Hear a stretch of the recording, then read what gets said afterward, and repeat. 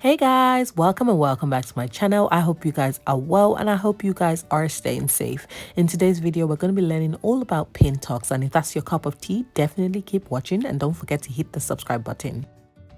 To start off, you need your piece of fabric, you need a ruler, you need a fabric marker, tailor's chalk or pencil.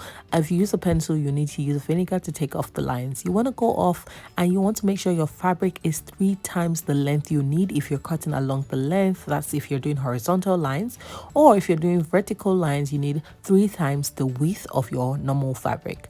Now, in this case, I'm going along to use the ruler and I'm drawing 3 cm wide lines. So I started from the top and I started drawing lines that are 3 cm wide, and I'm drawing this, as you can see, I'm doing like, to be honest, they're kind of like horizontal lines, but because of how I've positioned the fabric and the camera, they look like vertical lines. So go ahead, use your ruler, your fabric marker, and make the lines all through the length or the width of the fabric, depending on how you want your PinTucks to go. So at this point, I've gone ahead to do lines all through, and I know the lines are not so bright because I'm using my pencil.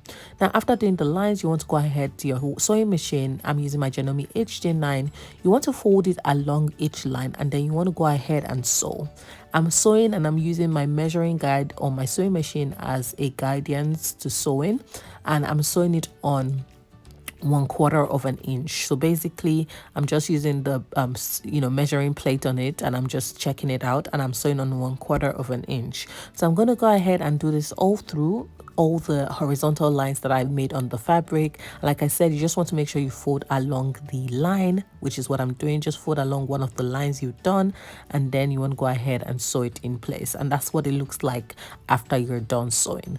So yes, keep sewing all the way, all right, and then just keep sewing. Whatever you do, make sure you're consistent, make sure your sewing is straight, and just make sure that you're patient with yourself throughout this process.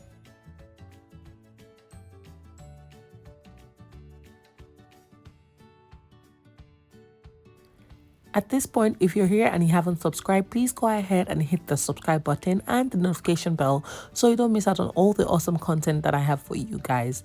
Also, if you haven't seen the video of when I used this PinTucks to add some texture to my outfit, go ahead and watch the video from last week's tutorial.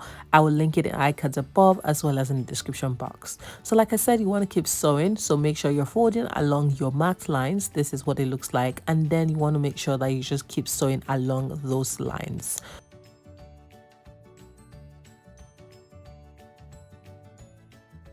Feel free to modify the width of your sewing and the length of your PinTucks. I use about 1/4 of an inch while sewing, and I use 3 centimeters in terms of like how wide each line was, right? So make sure you modify it to suit whatever you want to get out of your PinTucks.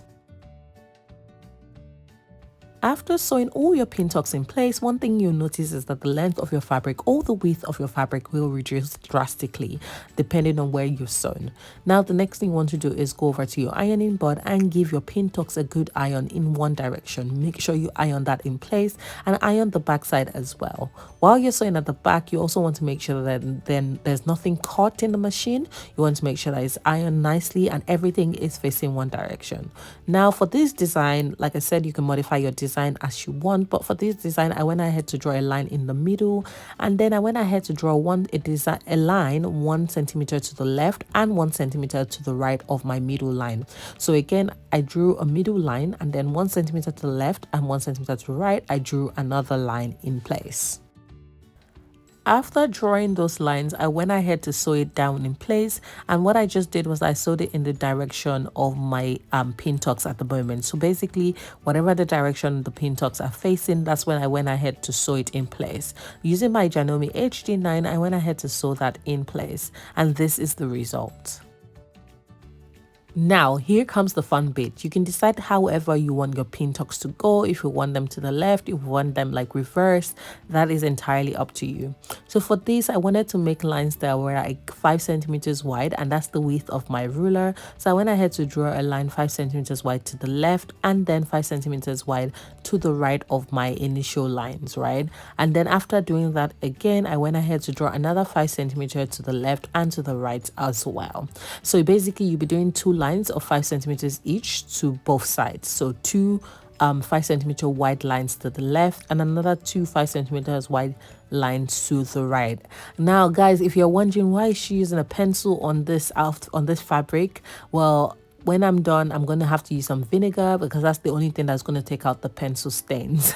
So yes, I didn't have anything that was going to show the camera, so I had to use pencils. Now for this, to sew it in place, you're going to sew the inner lines in the opposite direction and then the outer lines in the direction of the PinTucks. Okay, so let's go ahead and sew the outer lines first. So like I said, the outer lines will go in the direction of the PinTucks, and this is what it looks like while sewing in the direction. Make sure you lock your stitches to hold it in place. Moving over to the fun bit, or slightly tricky bit I should say, when you get to the inner line, you want to fold it, you want to sew the PinTucks in the opposite direction. So at this point, it's important that you use your hands or your fingers, I should say, and something to kind of control the direction of the PinTucks. So like I said, at this point, all I'm just doing is moving the pleats or the PinTucks in the opposite direction. So while most of them should go facing forward, I'm making sure that they come facing backward. So I'm just going ahead to move this in the opposite direction, and this will create a bit of texture. It will create a bit of a wavy effect on the final products. So do that carefully. It might take a bit of time, but do it carefully and then hold this in place. And when you're done, make sure you lock your stitch in place.